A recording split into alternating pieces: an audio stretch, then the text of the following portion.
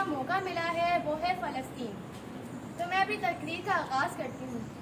تم آسمان پہ گئے تو چاند سے کہنا، تم آسمان پہ گئے تو چاند سے کہنا، جہاں پر ہم رہتے ہیں وہاں روشنی بہت کم ہے۔ مجھے بتائیں کہ وہ فلسطینی بچہ کیسے اور کیوں کر جیے جس کے پورے خاندان کو فقط ایک حملے میں شہید کر دیا گیا۔ وہ ماں کیسے اور کیوں کر جیے جس کے لگتے جگر کو اس کے سامنے آدھا آدھا کر دیا گیا۔ وہ بیٹی کیسے اور کیوں کر جیے جو ڈاکٹر بننے کا خواب دیکھتی رہی مگر اس کے خاندان، اس کے اسکول اور اس کے خواب کا ذرہ ذرہ کر دیا گیا۔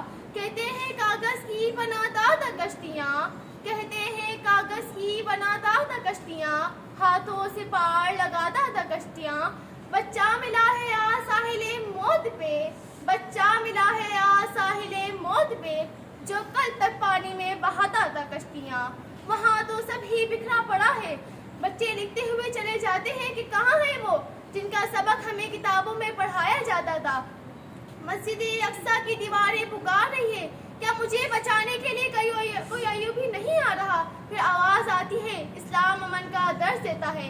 اسلام میں اب کوئی محمد بن قاسم کو پیدا نہیں کر سکتا، اسلام میں کوئی عبدالحمید کو جنم نہیں دے سکتا، اسلام میں کوئی اب محمد بن قاسم پیدا نہیں ہو سکتا، اسلام میں کوئی عبدالحمید کو جنم نہیں دے سکتا، اسلام میں اب کوئی محمد بن قاسم پیدا نہیں ہوتا۔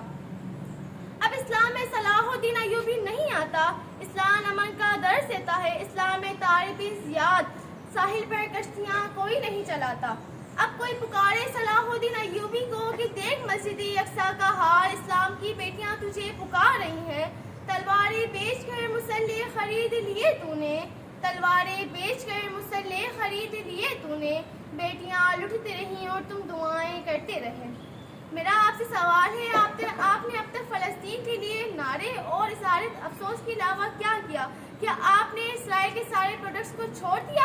کیا ان کی کھانے پینے کی چیزیں کے علاوہ آپ کی زندگی کا گزارا ممکن نہیں؟ کیا آپ کا ضمیر آپ کو یہ گواہی دیتا ہے کہ آپ کے دیے ہوئے پیسوں سے ان معصوم بچوں کے لیے بمبارڈ خریدے جائے؟